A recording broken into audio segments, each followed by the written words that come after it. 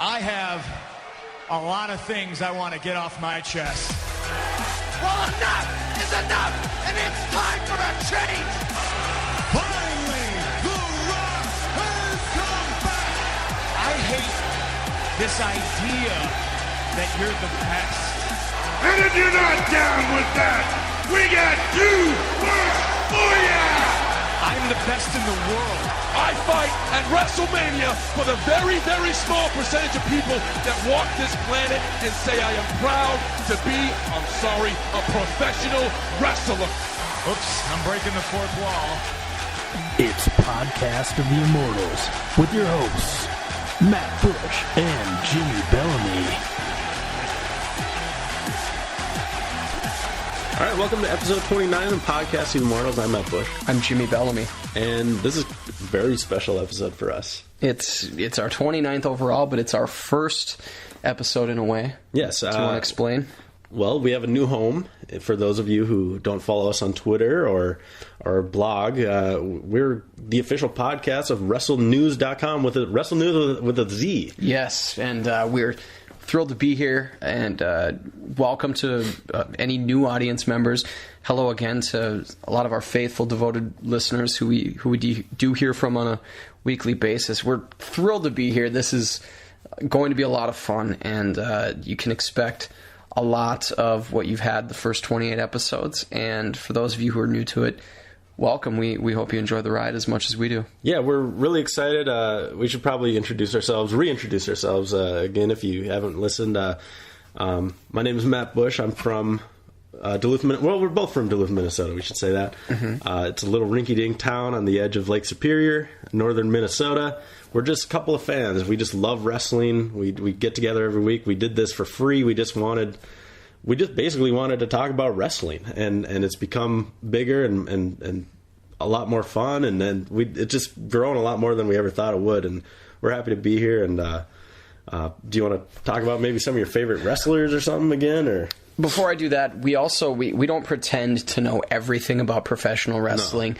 We come from a very specific era. I'm 31 years old. I'll be 32 in a few weeks. Matt, you're 28. 28, yes, sir. So I've been watching wrestling religiously since I was 5-6 years old. The days of WWF Superstars on Saturday mornings on ABC. Oh, yeah. When I'd just be dying to have cartoons end. So the Ultimate Warrior would destroy some jobber in 35 seconds. Oh, yeah. So I'm the, I remember watching Shawn Michaels, super kick Marty Jannetty through the barbershop window or throw him, or I don't even remember. I think he kicked him. Of course, he'd give him Sweet Chin Music back before it was Sweet Chin Music.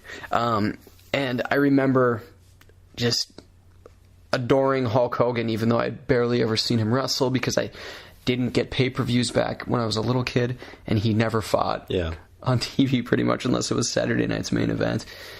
So we're not going to sit here and say that we know everything about, the Valiant Brothers and the Fabulous Freebirds and, Ric Flair when he was in his 20s or anything like that. Oh yeah, when he was doing the regions. Yeah, I mean, we love wrestling, and we hope that you guys have fun just because it's been a blast doing this. Yeah. And you wanted me to mention some of our favorite wrestlers. Yeah, sure. Favorite wrestlers, and of course, the Attitude Era is near and dear to my heart. I was, an impressionable teenage boy when that was going on, and actually, you're getting the hair in your chest. That spawned into adulthood. I was 18 in late 1999, and it was just a great time for wrestling. It did remind me in a way of when I first got introduced to wrestling in the late 80s. It was just a fun time for everybody, and I'd say some of my favorites are some of the all-time greats, and then I have some other favorites who are just my favorites. Yeah. You can't be in your late 20s and early 30s and not mention Stone Cold Steve Austin and The Rock. And of course. And I'm not a huge Undertaker guy, but I do respect the hell out of him. I do like him a lot. I like how his character has evolved and devolved and revolved over the years. Some of my other all-time favorites are Kurt Angle, I hope he gets another WWE run before it's all said and done with his career. Billy Gunn is one of my kind of fan favorites. Yeah, badass Billy Gunn. I mean, you're talking about a guy who had pretty deep, successful tag team runs with 3 different partners. You've got Bart Gunn. Of course, the Road Dogg Jesse James when he was with DX and the New Age Outlaws is by far his most greatest achievement. And then, of course, he had that run with Billy and Chuck in the early 2000s. But he was also a terrific singles wrestler who I think was underrated. Never quite got over the hump when they tried to give him the ball. Other favorites of mine, Perry Saturn. Perry Saturn. You love Perry Saturn. Yeah, if anybody's listening to the show, they know Perry Saturn is one of my favorites. And that dates back to watching WCW Monday Nitro. I wasn't a big Nitro guy. Not a big WCW guy at all, but I loved Raven's Flock. I loved Saturn's look. I loved how he fought.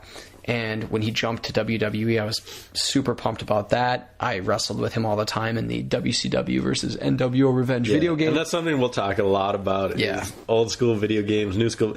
I think we've played like every single video game for a long run of them. I missed the SmackDown series that was on the PlayStation 2. I purposely avoided that, and I stuck with WWF WrestleMania 2000 and No Mercy. No Mercy on the N64. And I was a WCW NWO World Tour kind of guy. I love that. Well, that was Revenge. Yeah, those and I mean those were my go-tos before the WWF games came out. And I remember I saw a screenshot of Stone Cold giving a stunner to Kane before WrestleMania 2000 ever came out, and it was the first thing I saw before I even knew that a game was coming out. And I remember when I found out that THQ and AKI were doing a WWF game, I almost lost my mind. I thought this is the greatest thing ever. That's awesome.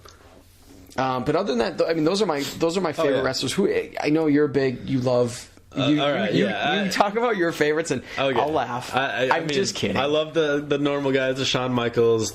Chris Jericho is one of my favorites. Bret Hart, Owen Hart. Rock, Stone Cold, of course. Yeah. But my number one guy, and people are going to be laughing at me if they don't know already, but it's Goldberg. I was 13 years old in 1998. I believe that's the year Goldberg kind of broke in. And that's a very impressionable age for a wrestling fan, is 13. And to see the way he just destroyed people was really awesome to me. And I still can watch like his matches and be impressed by just how powerful the dude was, and he still is today. And like his match against Hogan at the Georgia Dome on Monday Nitro, that when he won the belt, is still one of my favorite moments in wrestling ever. And you can still watch that today. It's like an 8-minute match. That was July 6th. Was that 99? It must have been, yeah. Yeah. Because he went on that tear all through. Yeah, that was 99, in fact. Yeah, they just had the reunion of that, actually. But yeah, Goldberg's my favorite, and I still love the guy, even though he's not the most critically acclaimed wrestler. He's just a cool wrestler, He does have that wow factor, and also I'm not laughing at Jericho and the Harts. I think those guys are amazing. I just love your giddiness over Goldberg. Goldberg still, whether he's in a video game or you saw him debut with WWE. Although his run was a little underwhelming. Yeah. And of course that WrestleMania 20 match against Brock Lesnar it was disappointing. Was incredibly I don't know, that just was the ultimate buzzkill for I mean, you have a match with Brock Lesnar and you have Stone Cold Steve Austin as, I think was he the special guest ref or special guest enforcer? I think he was the enforcer. I don't know, what the difference is. But I mean, with both of those guys leaving and everybody knowing that they're leaving, that was a really just a kick to the it was. But yeah, I've been a fan, a good part of my life. I grew up watching it. I remember watching Raw when it first came on, like 93 or 4. Mm-hmm. And I'd watch all the way through the Attitude Era, and then I kind of just stopped, like around 2000, I think. Goldberg was out. And I remember I told you this. They had that dancing crew on WCW. Yeah. They were like a boy band. 3 count, yeah. And I remember watching that and being like, yeah, I'm done. Mm-hmm. I'm just, it's crap, basically. So can you name all of the members of 3 count? I think we've done this on previous episodes. I can't name any of them. Evan Courageous. Oh yeah, of course. Shane Helms. Mm-hmm. Oh, Shane Helms. I didn't know he was in there. And Shannon Moore. Okay, right on. Well, and then I took a long time off, and I came back when The Rock came back prior to WrestleMania 27, and I got back into it, and I've dove into the deep end basically, and I've caught up on. I own all the WrestleManias now for the most part, and I really love my history, and I love watching documentaries and all that, and I read about it all the time. So yeah, I love wrestling, man. I've been watching steadily since 1987, but it got hazy shortly after Raw came into existence. I'd say maybe not shortly after, but between 95 and 97, I kind of dipped out for a bit when WWE started to fade. When Doink the Clown was running really, wild. it was kind of when Shawn and Brett were the top guys. Yeah. And I don't want to say when they were the only guys they had, because they had The Undertaker, they had Yokozuna. Sid. They had a lot of quality guys, especially when you Bam Bam. look back. But after the Scott Hall, Kevin Nash jump to WCW, I didn't follow to WCW, but I kind of stopped watching WWE. Yeah. And it was about early 1998 when I got back into it. A friend of mine from high school, I was in high school, said, "Hey, I've got tickets to a WCW house show. Would you like to go?" And I said, "Sure." So I went, and then I got back into it full bore, found out who the NWO was, but I didn't just tune into Nitro. I tuned into Raw, hoping that it would get better and better and better. And I saw Kane, Stone Cold Steve Austin, Ken Shamrock, The Rock. I mean, I was blown away by what was going on. Triple H, and it was so fun. And I didn't miss an episode of Raw between 1998 and 2002. Nice. No matter what I was doing, I either taped it or I made sure I was in front of the TV live when it was on. And that was a lot harder thing to do back in the day. You had to have a VCR. You had to figure it out, you know, how to set it to record, and hope you had enough tape. It was a to do. I remember in early '99 when Kane was feuding with Triple H, and Chyna was in the middle of it, and I think it was before it was the feud where she turned on Triple H for Kane. I'm pretty sure I have that right, but I remember it was when Kane shot a fireball and it missed Triple H and took out Chyna. Oh no! And Kane was upset about it, and Triple H was upset about it. I remember missing an awards ceremony for a school trip for like a marketing thing. It was called DECA. I don't know if DECA's that wasn't DECA nationwide thing or not. Germany. Well, it is a nationwide thing in fact. But I skipped the awards ceremony. I ducked out of it far too early to go back to my room and watch Raw. And in fact, one of the chaperones on the trip, I convinced him to not say anything. Don't let anybody know I left. I'm going to go watch this episode of Raw in my room, and that was the episode that was on. So, nice. But we want to thank Wrestle News for doing this. It's great to be a part of the Wrestle News team. Everybody's been so cool to us, sending us nice messages of encouragement already, and we're looking forward to this trip, and we hope it's a long and successful one. Yeah, and speaking of Wrestle News, we need to get into some Wrestle News. We got a lot of stuff to cover this week. Biggest Wrestle News of the week for us, or for me personally, is WWE 2K14 announced that they're going to have a 30 years of WrestleMania mode. And they're going to include Hulk Hogan, Old School Hogan, Hollywood Hogan, Andre the Giant, Old School Rock, of course, Bruno Sammartino. And you're going to be able to relive 45 classic matches. And I think this is an awesome idea, and I love that they're building on from the Attitude Era from last year. It's just going to give. I hope they have like the right stadiums and stuff, and I think this is going to be really, really cool. The only thing is they did this, and I wonder if they're going to try to change it. But they had that game, WWE Legends of WrestleMania, and it kind of fell flat. It was a button masher, but not. It was a gameplay though. But not in the sense of, like people call the N64 wrestling games that we just talked about button mashers in a good way where you could pick up and play. Yeah. This one was supposed to be a nice pick up and play arcade style. Didn't quite work. Gameplay was shoddy. I remember I tried the demo. I read the reviews, and I'm like, I'm done. I'm not buying this game. Yeah. But they had that where they had certain events take place that you had to relive, matches that you had to rewrite, or matches you had to recreate.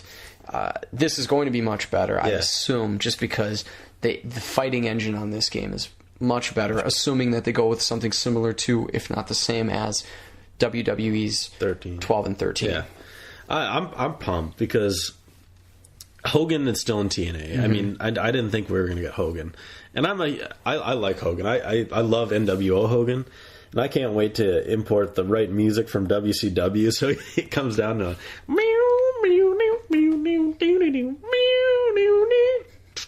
Is that Voodoo Child? Didn't we have this talk before?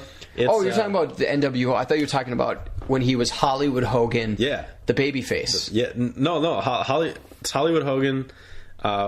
Isn't it Hendrix? Yeah, it's Jimi Hendrix. Yeah, it's Voodoo Jimi Child. Hendrix. Yeah, Voodoo Child. Because I remember on an earlier podcast saying it was Purple Haze, and then the next week I corrected myself. Like, I knew it was wrong. It's Voodoo Child. Voodoo Child. I can't wait, to have him come down with the big boa. It's going to be sweet. And old school Hogan, I hope he rips his shirt when he comes down. You know he will. You know he will. He's got it. I mean, they had it. Of course, that was cool to have both Hogans in WWE All-Stars, which of course was that arcade-ish, like I say, it's the NBA Jam of wrestling games, which was a lot of fun, minus some of the hiccups with the load time that happens every time you start the game, and then also some of your, I guess, not your accolades, but you would get new outfits for guys based on certain accomplishments, and then it wouldn't save, and you'd have to redo it, and it was just a pain in the butt. But this game, I have to apologize. I'm sick. We should have mentioned that off the top. Both of us are fighting something. Yeah. As far as we know, it's not from each other because we haven't seen each other for a week. But we both got sick this weekend. Completely coincidental, but it's been going around, and I don't normally sound like a frog, and I don't normally sniffle all the time and cough. So if we got that going on in the background, I apologize. It won't be there next week. And I've gotten a lot better since 12 hours ago. I sound more normal than I sound more normal than I did earlier this week and during the weekend. But we're still both fighting something. The only beef I have with this video game, potentially, is that, and we talked about it last week too, is I don't need different guys for their looks. I don't need an American Badass Undertaker and a Ministry Undertaker and a Mohawk Undertaker. Just give me one guy with several skins, give him 4 changes, that's it, and on top of that, make their outfits editable other than... edible would be really good right now. I don't want to just change the colors. I want to, if I want a guy to come to the ring with sunglasses on, I want to be able to put those sunglasses on him and have him not fight with the sunglasses on. That's the only thing. So I know they're going to have, just like last year, they're going to have 3 Triple H's and 2 Hogans, and I guess we're just going to have to deal with that until they make a change in the future. But I'm excited for it. I'm excited to see Bruno Sammartino's all but guaranteed to be in the game. Bill Goldberg's rumored to be in the game, and the roster reveal takes place Saturday afternoon. So and you actually were texting me like you were legitimately excited and you're gonna watch it or I can't wait. So that's cool. I'm pumped about that. Number 2 on Wrestle News this week, John Cena's elbow apparently is much, much worse than they are letting on, according to Dave Meltzer from Figure 4 Wrestling Online. I forget. I didn't credit it very well. But yeah, he said it's much worse than they're letting on, and Cena was actually pulled from a house show on Sunday at the very last minute. And WWE, to their credit, actually offered refunds to any fan who wanted that because Cena wasn't there. So... what do you think? Could this alter their plans for SummerSlam? Knowing what Cena's wrestled through in the past with his neck injury, with how little to no time he has missed due to injuries, some severe stuff, I don't think it will alter their plans. We're going to have our predictions later, and right now, if I had to make some predictions for what happens at SummerSlam, I'm still up in the air about some of the matches. Yeah, it's including that title match. I don't think it will change their plans. I think that the plan is to have him drop it sometime soon here. The beauty of this is they have almost year-round now with the Money in the Bank. They have a built-in excuse to have that person win the title. Yeah. And I wouldn't be surprised if Orton walks away with the championship on Sunday, period. and that might be convenient for Cena to take some time off. And I know in the past, based on the fact that he just doesn't miss stuff, even when he was fired, when Wade Barrett fired him and he was back the next week, I'd like to see him go away, but I know that there's just so much money in John Cena being present that I'm afraid that it's going to compromise it. That's never stopped him before, though. Yeah, that's true. That hasn't stopped him in the past. And the thing about Cena is, I'm liking him more and more as a person, just because of the effort he puts in and the respect that he does garner. The only thing is, promo this week was insane. It was that was an enjoyable segment with Bryan and Miz, of course. The only thing I'm concerned about is this guy. He's just shaving years off of his career. Yeah. And it's like that running back, who has like 400 carries in like 2 years in a row. Oh man. Oh, is it room service? Yeah. But like Jamal Anderson back in the day for the Falcons, he had like 450 carries, and then he was out of football like 2 years later. So that's a big problem, I think. It's statistically shown. I mean, you look at LaDainian Tomlinson, Sean Alexander, guys like that, Priest Holmes. Not to compare every NFL running back to wrestlers, but it's a given that if you put so much wear and tear on your body, it will catch up to you. And is he 36 now? Yeah, I think Cena's 36. And after actually watching Total Divas for a little while, you get the vibe that he understands he's not going to be wrestling forever. Yeah. And he's done well for himself. I don't know if he's going to parlay this into a movie career like The Rock. But, I don't think he can. But, I mean, certainly if he didn't wrestle tomorrow, I think he'd be all right for the rest of his life. He'd be able to do something. He's a driven guy. But I'd like to see him take some time off. And, whether it's Bryan who has the belt or Orton, with Bryan continuing to chase it, that'd be fine with me. I don't see Cena holding the belt through the new year without some kind of change. I mean, maybe he will have it by the end of the new year, but it will be because he lost it and regained it. Yeah. Wrestling news number 3. The original plans for WrestleMania involving the McMahons. Have you heard about this? I have not heard about the original plan. We've speculated about some stuff. Well, apparently, this is scrapped now. But Triple H was supposed to turn heel at SummerSlam and eventually lead to a match against Vince McMahon for control of the company. But Vince would have a champion of sorts to take on Triple H at WrestleMania. Do you know who his champion was going to be? I'm just guessing. Two things I'm going to guess. One, I'm going to guess Bryan, just because it seems like he's not in Vince's favor. And the other, I'm going to say, just because I just have this feeling about authority and champion, I'm going to say Austin. It was. Okay. It was Stone Cold Steve Austin.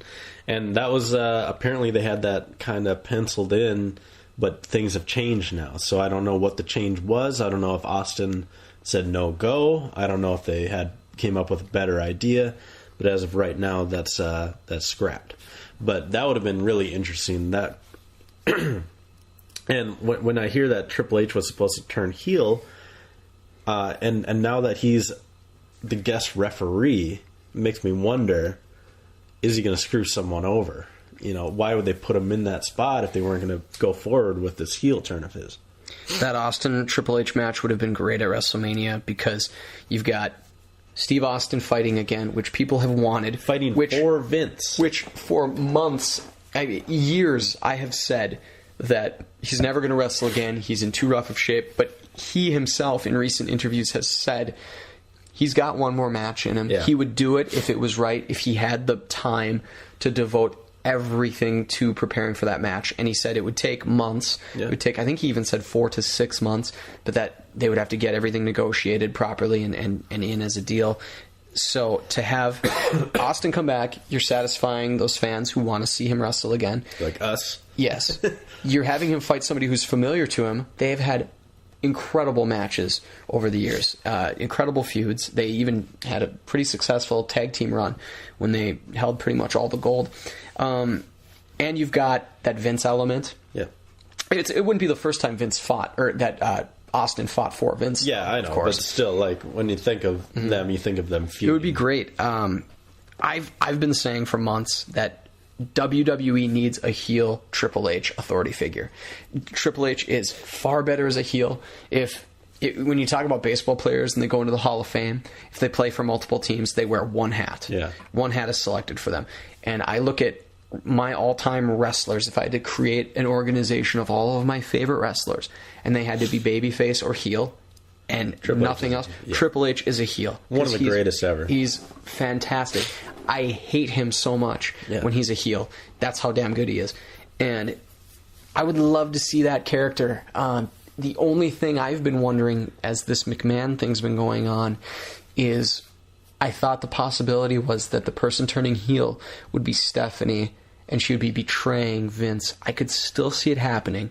But could be both of them. With Triple H involved in this match, I smelled the heel turn right away. Yeah. The only thing I didn't know is how it would happen. Would one of the wrestlers in the match be turning heel as well? And you have to almost say by default Bryan would be the guy. I mean, how are they going to turn Cena heel? But we'll talk about that more when that match comes up. But I like that plan. Do they have an alternate plan in place that they've talked about? Yeah, I mean, they could have a different champion for Vince, I suppose, but Shawn Michaels would be an interesting little one.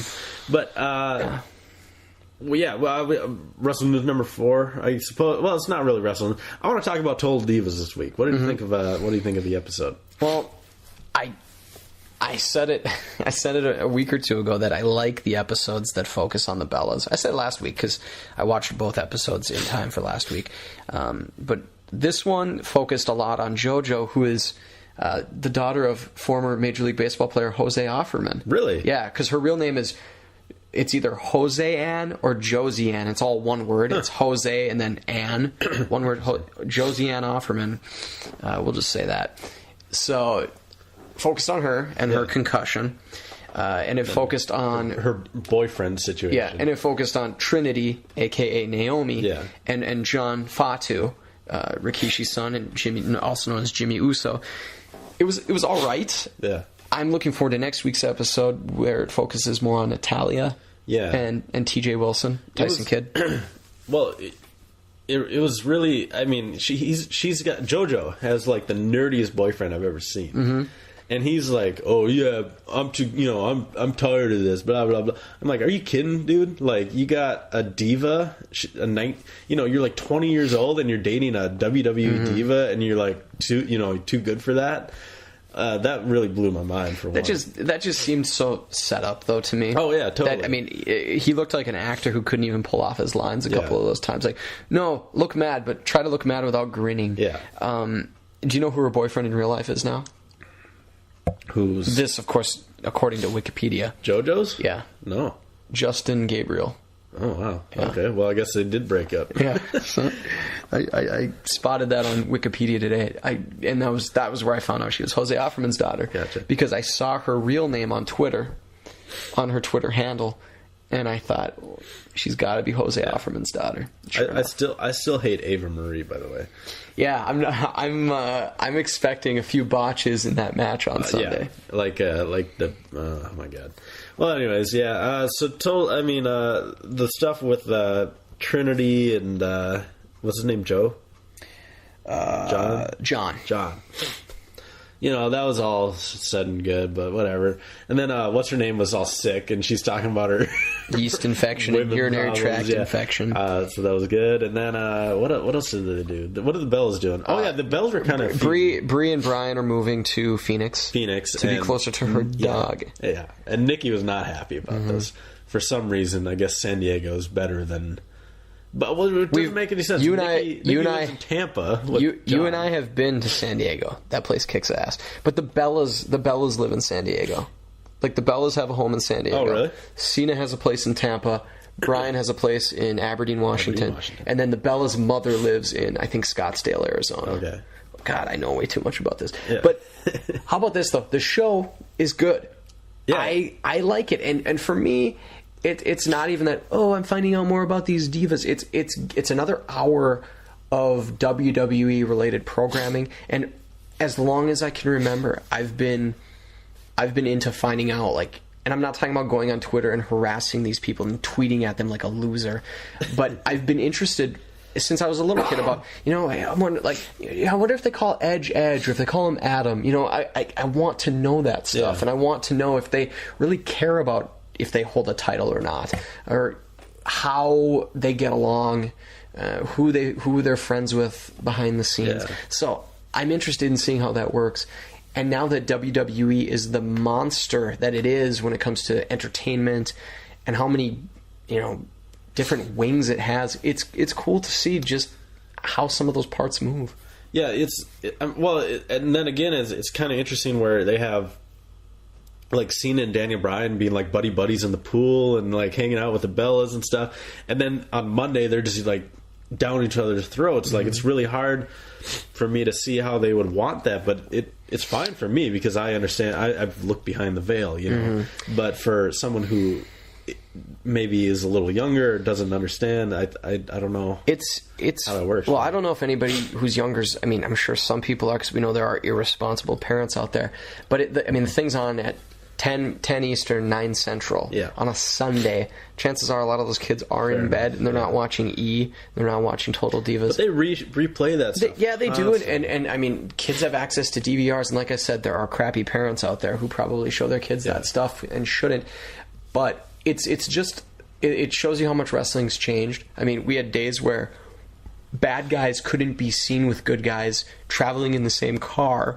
Or talking to each other at a restaurant, because you had to constantly be in character and let people believe that you really are bad or you really are good or you really don't get along. Now it's funny because we have Twitter and you have guys like Dolph Ziggler, who's a babyface, but he still has his handle heel Ziggler, and you have people like CM Punk, who was pouring a dead man's ashes onto a wrestler, and then that same night tweeting, about comic books and everything. That it's accepted now that, okay, this is a show, this is pretend. Does it hurt it in a bit? I think in a way it does, but it's so universally accepted now that it's just something you work with and you accept it. And when they're between the ropes, I think of it, okay, this is the show and they're performing, but when they're outside of that, they're people just like us. Yeah. Well, I wanted to talk about SmackDown this week as well, before we get into Raw. SmackDown was awesome this week. I think it was better than Raw. It was terrific. Yeah, the match with RVD and Randy Orton stood out. I'm sorry to interrupt. I just said terrific. Did you know that terrific means to cause terror? But people use it in a good way, like I just did. Yeah. Terrific means to cause terror. Huh.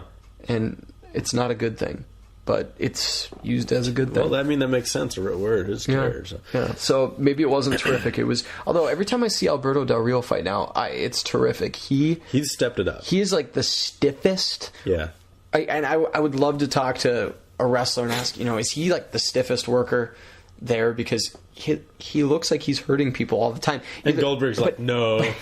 But I mean, Del Rio might just be that good. Yeah. Or the people he's wrestling with are that good too. Well, it was an awesome match. And then, but Orton and RVD stood out. And then Alberto Del Rio versus Christian to end the night was awesome as well. It was just really, really solid wrestling. Way better than what we've got on Raw lately. And SmackDown is good for that. They don't have the epic promos or the long promos or the, whatever else. They just kind of focus on wrestling a bit more, and I really like that. That's where I get my fix. I like to think of this era as the PS era, and that's post-Santino. And I know Santino shouldn't be blamed for this, and in fact, he's coming back in a few weeks from an injury. But he is finally coming back. But since he's been gone, there have been far fewer of those squash matches where it starts and you know who's going to win and you know who's going to lose and you know it's not going to take very long. Even Ryback has decent matches when he's not getting counted out on purpose. But the Zack Ryder squash matches are gone. The Santino squash matches are gone. And it's funny, I just said I don't tweet at the wrestlers like an idiot. But I'm talking about like... But I tweeted at this wrestler. Yeah, but I mean like tweeting something good, not just like, can you retweet me or asking a ridiculous question. But I just tweeted at Triple H a couple days ago. I said, kudos to WWE, and this was after I saw SmackDown, on its renewed emphasis on wrestling.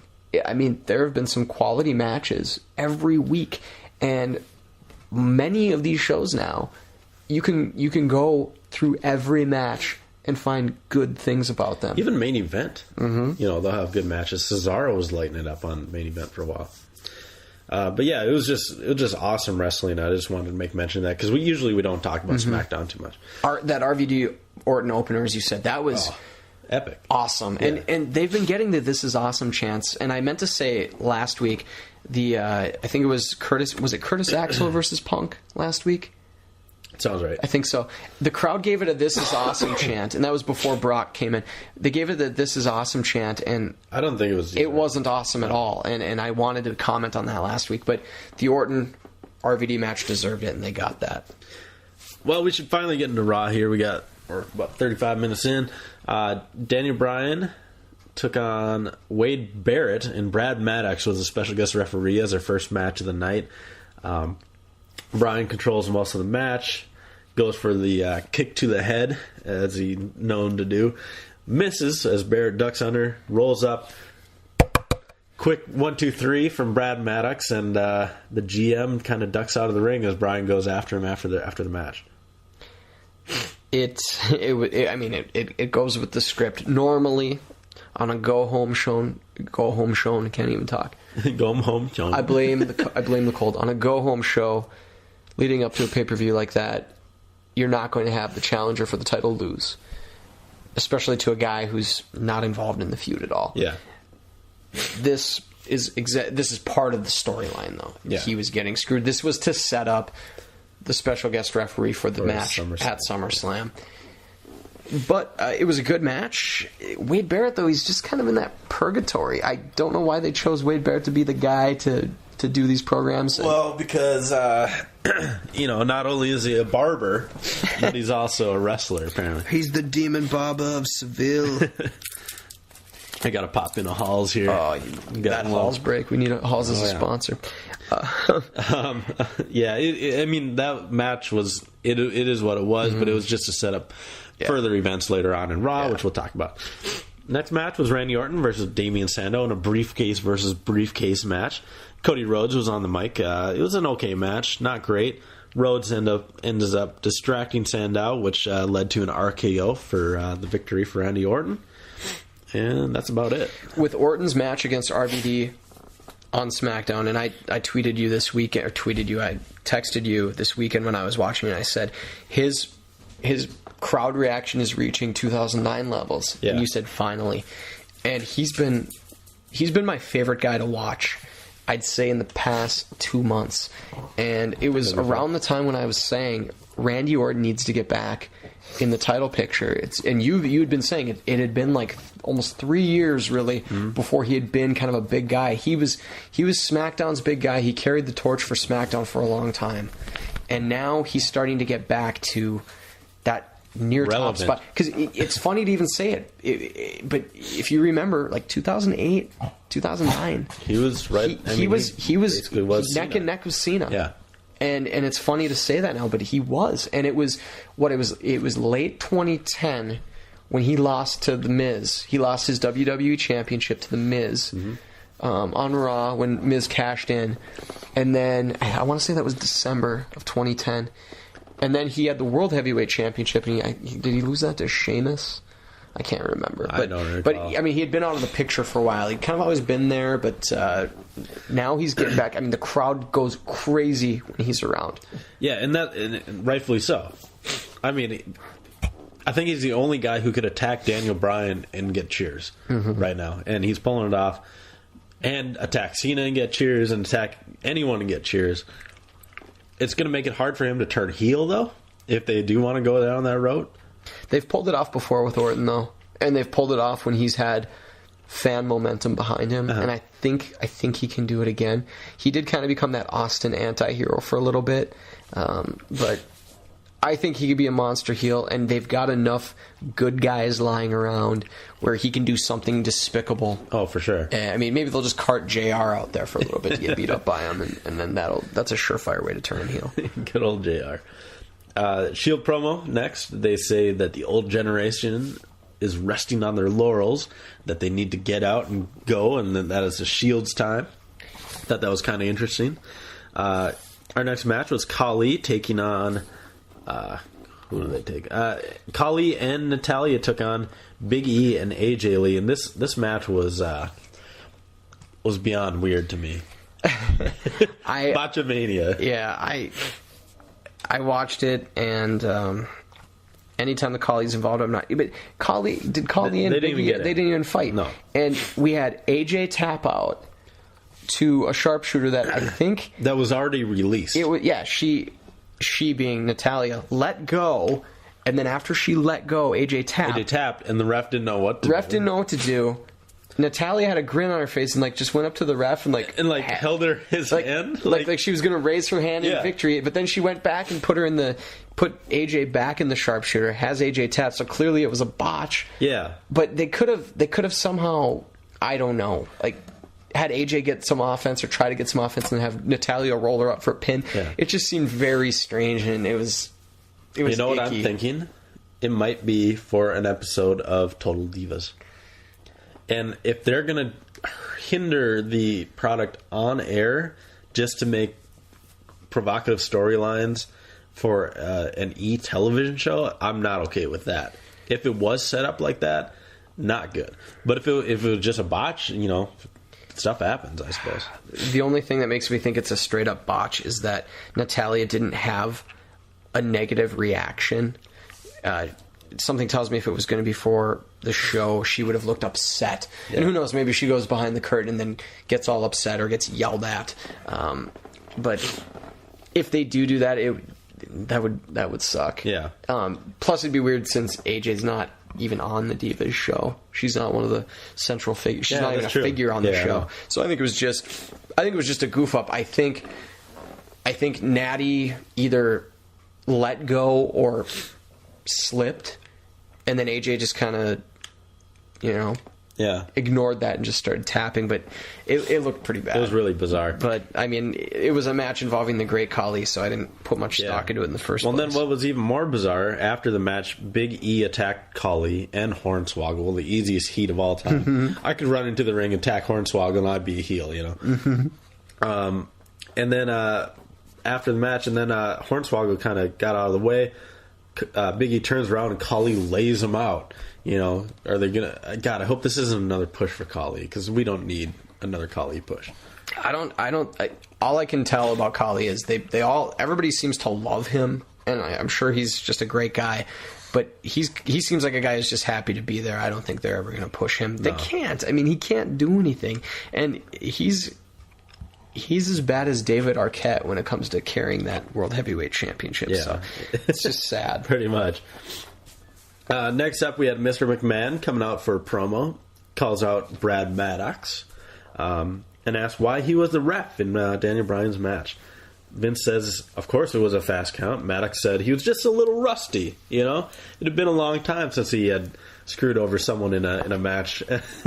And that was the best he could, but he says he wants another chance to redeem himself as a referee, and he says that he wants to be the ref of the Cena-Bryan match at SummerSlam, and Vince was kind of on board with that, and he was about to announce that Maddox would be the ref, but instead Triple H makes his way to the ring, and Triple H says that, guess what, he's going to be the ref, and he pedigrees Brad Maddox in the middle of the ring. Vince's plan almost happened, trying to get Maddox in there to do his bidding. But we've got Triple H now, and anything can happen here with the scenario you presented earlier in the show. Yeah. I still, when we get to predictions, I'll figure out what I think will happen. I wonder what that Dolphins guy said on Reddit. They caught him. He's not doing it anymore. But you said they posted SummerSlam. Oh, right. They did a couple weeks ago. Yeah, I didn't look at it, though. No. I wouldn't look either. No. Although it would be a good way to win some money off of Andy, at our... We do predictions every 3 pay-per-views, and whoever wins the most matches gets the pot. When are we starting over? Because I've never... Is this the one that starts over? This month, yeah. All right, so then I'll be in it, because previously I was I joined you in the middle of it, and then... Yep. So Kane versus Titus O'Neil was our next match. It is what it is. Kane won quickly with a chokeslam. The Wyatts make their presence known. They come down.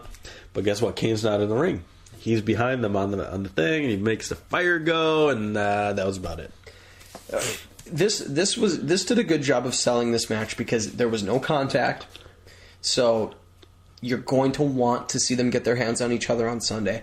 It has that added intrigue of being an Inferno match. Yeah. I've never been one to say, oh, you remember that Inferno match involving Mark Henry and The Undertaker and blah, blah, blah. It's always just like, they go for a kick and they miss and they end up in the fire. It's never like, oh my God, his face is on the fire. Look at it. He's tombstoned him on his skull in the fire. He choke slammed him into hell. Why am I even talking like JR? I'm Michael Cole. No. I just want to see the Wyatt family fight. I love their entrance. I love their music. I love the characters. Yeah, well, you are sitting in a rocking chair right now. I am. So. In honor of Bray. Yeah. And then also I have to say, excuse the noise, Mo the Pug, my sweet little dog. He's kind of our mascot. He's our unofficial mascot. He's a big Wrestle News reader. He's hanging out with us, so any of that heavy breathing, Matt and I might be sick, but we aren't the ones heavy breathing. No, it's Mo. What's up, Mo? Heavily breathing, I should say. Mo, you doing all right, buddy? Good. All right, our next segment had Natalya and the Funkadactyls. Natalya and Brie, I guess, showing down after their slap last week.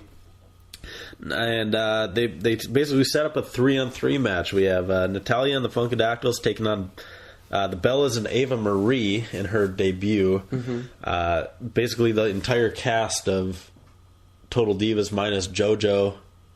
Am I missing anyone? No, that's everybody because there's seven women they focus on. Yeah, I'm sure JoJo will be at ringside. Well, she's they announced today at the SummerSlam news conference, which I watched in its entirety. She will be singing the national anthem. JoJo. At SummerSlam. All right, she's a singer as well. So we got that to look forward to. Not to be confused with the other singer and actress JoJo. Oh yeah, Joanna Levesque. Huh. No relation. Interesting.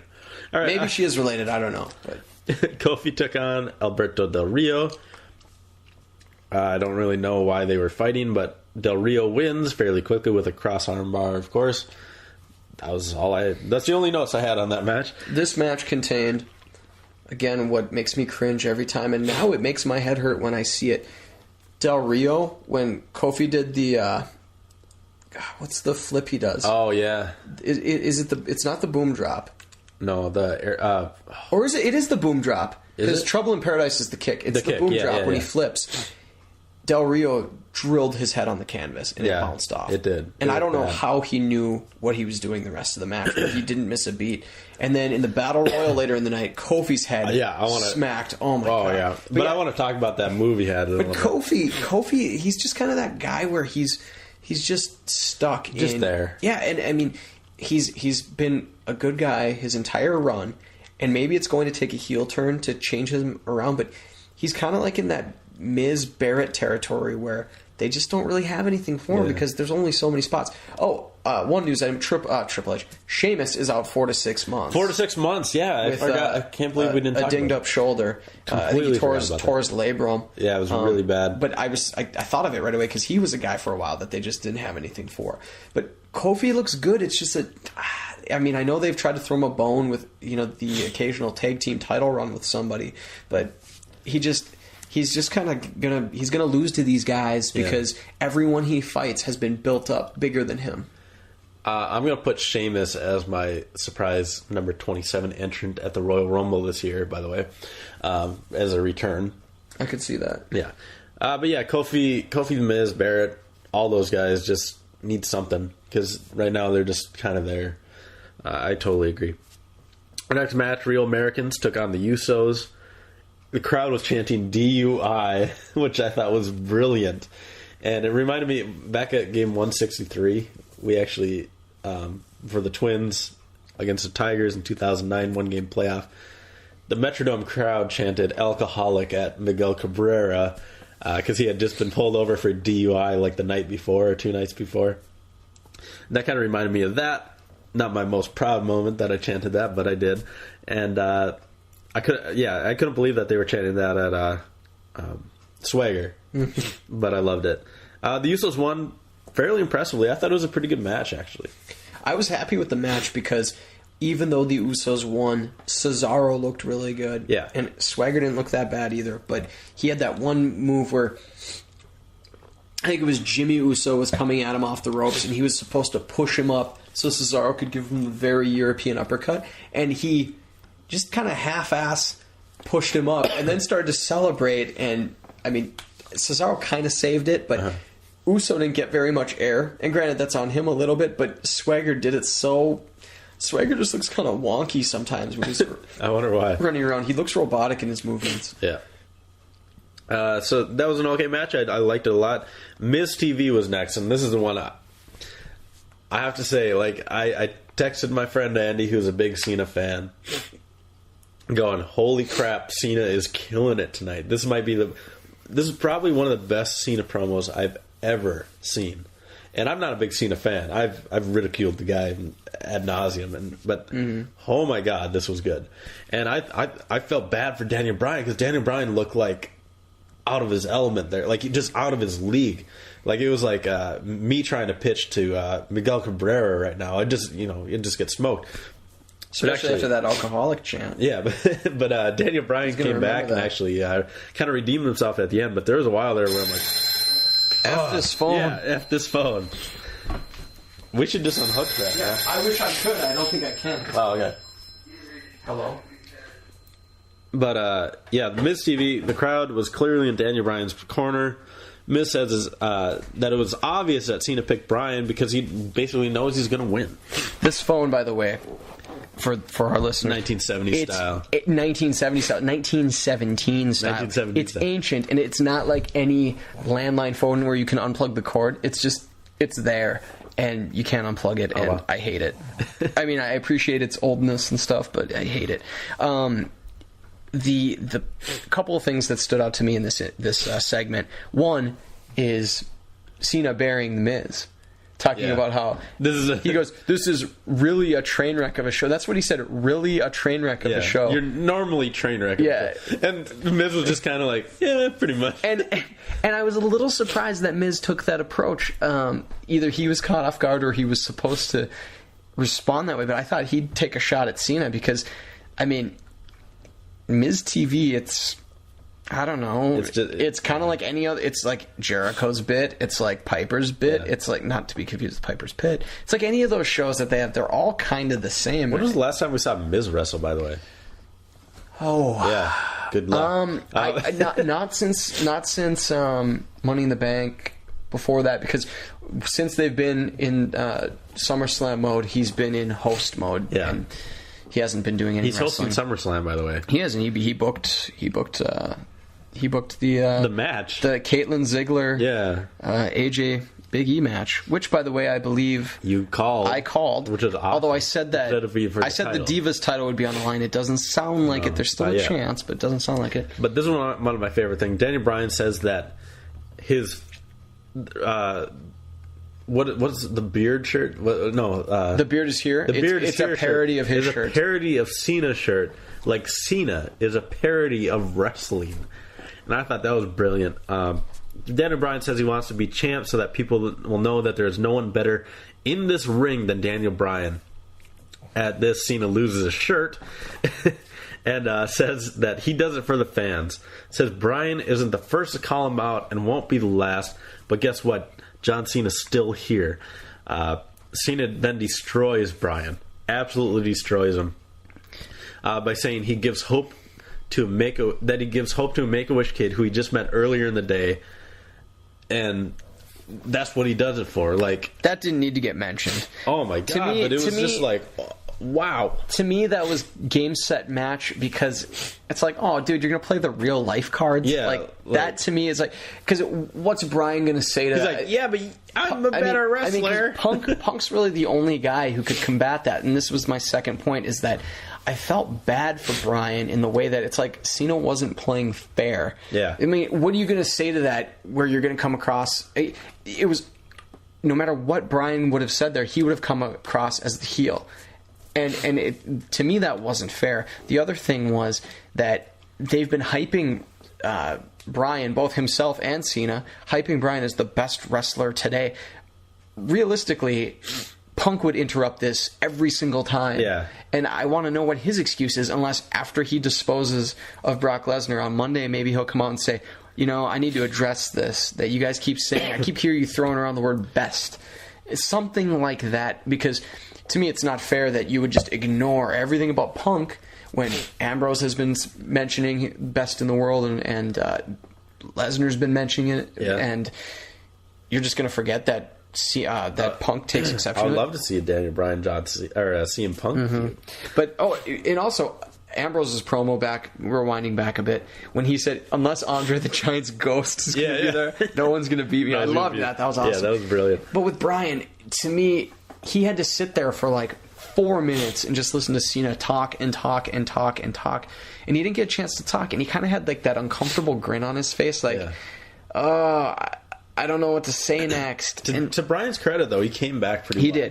He did, and I loved the reference that he said about what they do before a match in Japan. Yeah, and I want to get to that. Yeah, that was great. Cena says Daniel Bryan can basically only earn his respect this Sunday by beating him, and Bryan's like, that's why I'm going to win.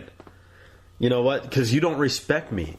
You've talked about all these guys you've beat like they're better than me. Well, guess what? They're not better than me. He goes. You talk about and Cena mentioned Michaels, Triple H, Rock, and he goes, and then Bryan goes, well, you mentioned those guys, you talk about those guys like they're all better than me, and then without missing a beat, someone in the crowd goes, because they are. Yeah, I know. And that kind of killed it too. I know. You can hear that guy all like night. The guy closest to the microphone has to yell that. Bryan says to Cena, it's just another SummerSlam. It's just another main event. But for Daniel Bryan, it's the biggest match of his life. And then he goes on to say that there's a custom in Japan wrestling where at the beginning of the match they will slap their opponent as hard as they can so that they know they'll bring the best that night. He said he would love to do that to John Cena. But guess what? He can't do it to John Cena because John Cena's not a wrestler. And I'm like, oh, oh snap! Like, I thought that was great. I'm like, okay, he's back in. He's back in it. It's ironic too, because at the beginning of our show you hear the words when he says, "I'm sorry. I'm proud to be, a professional wrestler." Yep. At this, Cena slaps Bryan, but Bryan doesn't reciprocate, and I thought it was brilliant. Yeah. Triple H, like a heat-seeking missile, has to come out. I don't know why. They should have just ended it at that. But Triple H comes out, and then quickly followed by Orton, who stands. I don't know why those two had to come out. They could have just ended it right there. To me, it was whoever. Maybe it was Triple H. Maybe it was Vince. Someone just pooping all over a good storyline or a good promo. What should have happened is, if Triple H comes out like he does, he should have had to break the two up, and then maybe Cena inadvertently falls and hits his head or something, and then have Orton come out and tease a cash-in or something like that, instead of just standing at the top of the ramp holding the briefcase. Yeah, it was kind of lame. The non-Sandowized briefcase. Yeah, exactly. Our next match was Fandango versus R-Truth. They had a dance-off that devolves into a non-match. I don't even want to talk about it. It was just ridiculous. Skip it. It was garbage. And then followed by the 20-man Battle Royal to see who will take on Dean Ambrose for the U.S. Championship on the pre-show. I will say this. Fandango's outfit was awesome. He had the furry armbands and the fur on his vest. He looked awesome. It reminded me of the Ultimate Warrior, kind of. A little bit. Or a little John Morrison. Yeah, a little Morrison, the Shaman of Sexy. Yeah. RVD, 3MB, Tons of Funk, Ryback, Khali, R-Truth, Fandango, Primetime Players, Barrett, Swagger, Cesaro, Justin Gabriel, Kofi Kingston, Mark Henry, and the Usos were all in the 20-man Battle Royal. Kofi had an amazing athletic feat. He basically skinned the cat on a guy. Who was it? Cesaro? Unbelievable. I thought that was one of the coolest things I've seen. That's like a Royal Rumble moment. Kofi's really good for those Battle Royal Rumble moments where he's avoiding touching the ground. And he really didn't. He didn't touch it. Like, it wasn't even, like, it was awesome. The only thing is both feet have to touch the ground, so you could easily just put one down. That's true. Henry, Barrett, and Ryback in our RVD were the final four. Called it. Barrett first out. Ryback was next. RVD eliminates Mark Henry to win after Henry goes to run at him, which is the fatal mistake of all big guys. Yes. So RVD will take on Dean Ambrose for the U.S. Championship. After the match, the Shield come down, surround Mark Henry and RVD. First, Henry comes in, bumps Nux with RVD as a sign of respect. Because he's a face now. Takes off, and then you hear, Sierra Hotel, Tango, India, Echo, Lima, Delta. Foxtrot. And Big Show uniform. Returns. They were outnumbered 3-2, and Big Show returns to even the numbers in some big baggy jeans. Big baggy jeans. That's true. So I don't know if we're going to see a 3-on-3 very soon, but Big Show's back with a beard. Am I supposed to be excited? I don't know. Will this lead to a Shield v Henry Show tag team title match? Probably. Or something? Maybe. But with the Usos getting pushed, I don't know how they don't have the titles or don't get another title shot. I don't know. The Shield seems to be kind of just wavering lately, which is too bad. Well, it's hard for them to. It's hard for WWE to come up with these 3-man combinations to take on the Shield time after time. Ambrose, RVD, I'm excited for that match. I thought for a second we could see Ambrose Henry. That did nothing for me. RVD was the logical guy. You're going to want him on the pay-per-view even if it's on the pre-show. For sure. Our next thing was the main event, I suppose. Paul Heyman taking on CM Punk. Heyman brings Brock Lesnar to the ring with him, of course, even before Punk makes his entrance. There was an awesome poster in the crowd during this time. It was arrive, Bork, leave, and I just lost my crap when I saw that. I just laughed so hard. I love the Bork laser. I love all that stuff when people do that. But Heyman calls out What Punk. is Bork? Bork laser. It's when he Brock Lesnar? Yeah, it's Brock Lesnar. Yeah, they call him Bork laser. It just said arrive, Bork, leave. Arrive, Bork, leave. Yeah, it was great. But Heyman calls out Punk for a handicap match between the two, and Punk's music hits, but instead he sneaks in from the crowd and hits Lesnar with a TV camera. And Punk isn't done yet after that, and he grabs a chair and just lays into Lesnar with multiple shots before turning his attention to Paul Heyman. Curtis Axel comes to his rescue, but is met by a couple chair shots again from Punk. And Punk hits the GTS on Axel to finish out Monday Night Raw. This was genius, and I don't know if many people caught it, but when Cena came out to do Miz TV, he did his normal chat with the cameraman, look at the cameraman. Yeah. He goes, Stu, you look a little different tonight. Yep. And turns out Stu was CM Punk. Yeah. And it must have been. Although he stole the camera from someone he took the else. camera from the ringside guy, but I think he was the camera guy. Yeah. For the segment. That's awesome. From that segment forward. So it was cool because just like it was great that Bray Wyatt and Kane, or the Wyatts period, and Kane didn't have contact leading up to this match on Sunday, you've got CM Punk getting a defiant upper hand against Brock Lesnar or Bork Laser. Yeah, Bork laser. I love that, Bork I Laser. can't believe you've never heard that before. I don't know if I have or not. Maybe I have it. It's like Pierce Brosnan. I call him Price Brosman. Yeah, something like that. I just love Bork Price Laser. Brosman or something. To see him physically harm Lesnar the way he did was perfect. And they needed to, because Lesnar's just been dominating the guy. Like I've been saying since this match got teased, take my money. This will be a big buy for pay-per-views. I can't wait for so many of these matches. Even Rhodes Sandow I think is going to be a good one. But yeah. CM Punk doing that number on Lesnar was perfect. He made the monster look defeatable. And that's exactly what you need to happen to get people to get something like this show, whether they know that or it's just subconsciously in their brains that they're going to get it because they want to see Punk and Lesnar, and they Bork want to and see Laser. they want to see Bork Laser get pinned 1, 2, 3 by the little skinny fat CM Punk For sure. And I'm using skinny fat in air quotes because I don't think he's skinny fat. All right, so that was Raw. We got to get into predictions. We're going to try and pound this out quickly because we're already past the 1 hour mark. RVD versus Ambrose, U.S. title. Who do you got?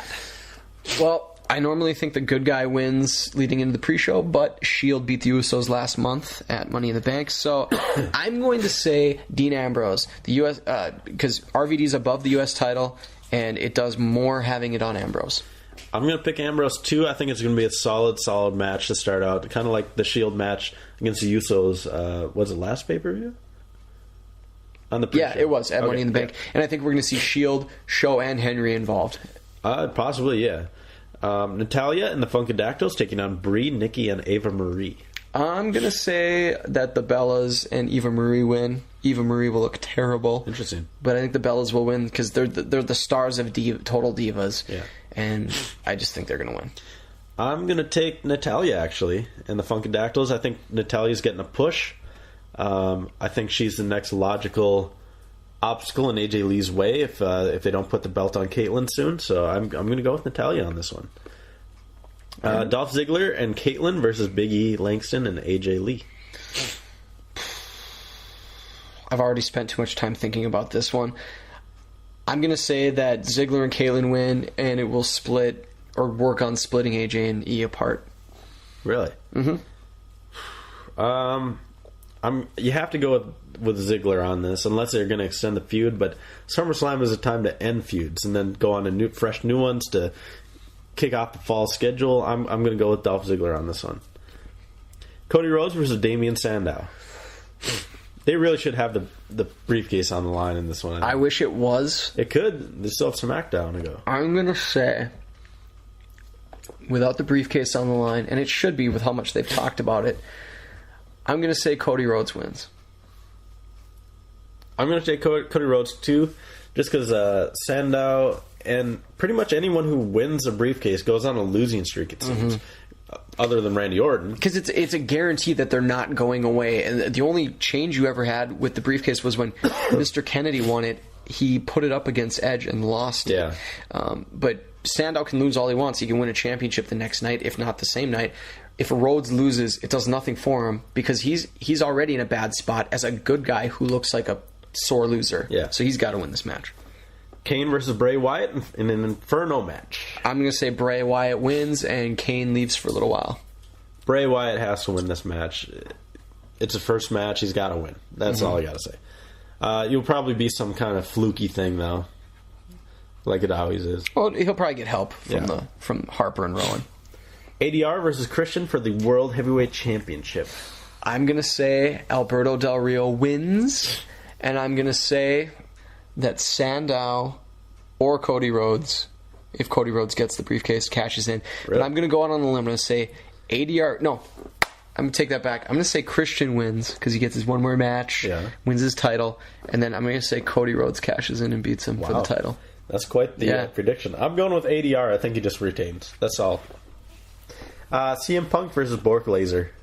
Bork Laser. I'm going to say that Christian gets help from Ricardo Rodriguez as well. Oh, that's a sneaky... CM Punk v. Lesnar. Boy, I was thinking about this last night. I think Punk's got to win this because I don't see this feud being extended like a Triple H Lesnar thing. I'm going to say CM Punk wins this. I'm going to take Brock Lesnar. I think after he lost to Triple H twice out of 3 times, he lost to Cena. What is he, 1-3 since he's returned?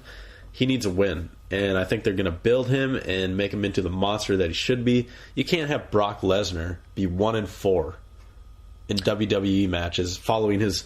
He had a better record in MMA, I just don't see it. Brock Lesnar has to win this match. Does he put Punk on the shelf then?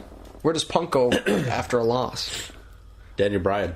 Although, one way to see this happening, you're seeing it your way, Punk can look great in defeat. There's really no way, as you said, for Lesnar to look good in defeat. I mean, there are worse people you can lose to than Brock Lesnar. I'm still saying Punk. All right. And then our main event, Daniel Bryan John Cena for the WWE Championship. I'm going to say that... Oh, God. The match itself, I'm going to say that Triple H tries to cost Bryan the match. Cena, being the consummate good guy, won't let that happen and refuses to pin Bryan and allow him to lose that way. And then Triple H will get into it with Cena, and I'm going to say somehow an unconscious Cena pins Bryan, and then Orton comes down, picks up the scraps, and wins the title. Wow. This is a really tough one because there's so many elements that could come into play. I think John Cena's going to win. I think there. I'm just going to leave it at that. I think John Cena wins. I don't think Randy Orton's going to be champ just yet. But I mean, you can see it. I mean, the elements are there for a Cena heel turn. Even I don't think it's going to happen, but they could easily pull it off by Triple H screwing over Daniel Bryan.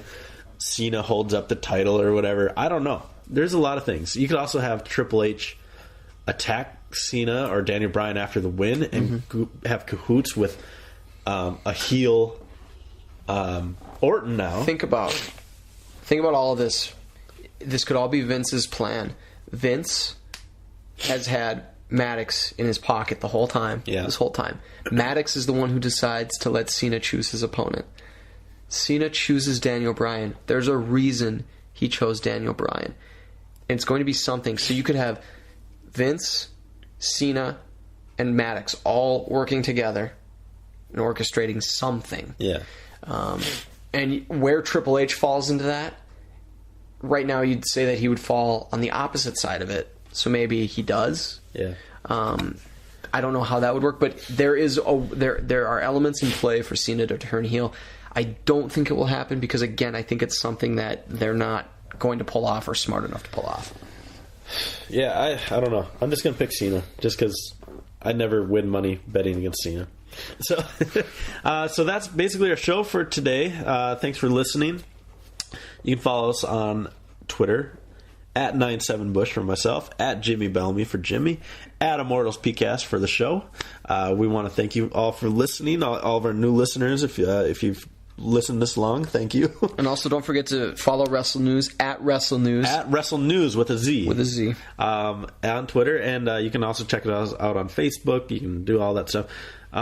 Check us out on iTunes. Give us a rating. Yeah, that'd be great. That helps the algorithm. That helps move us up. I think as of last week we were number 10 in WWE related podcasts, which is awesome. So that's cool. Our graphics right there. Yep. And also we're going to be doing a rapid reaction following Sunday's SummerSlam. We'll have that up Sunday night for you guys. So looking forward to that. Yeah, basically, thanks for listening. Yeah, we want to thank Jim and Matt at Wrestle News for hooking us up. Also, it's like our Bizarro twins. I know, it's like Jim and Matt. Yeah, or doppelgangers or something. But yeah, we'll talk to you guys later. We'll see you next week. See you Sunday. Peace.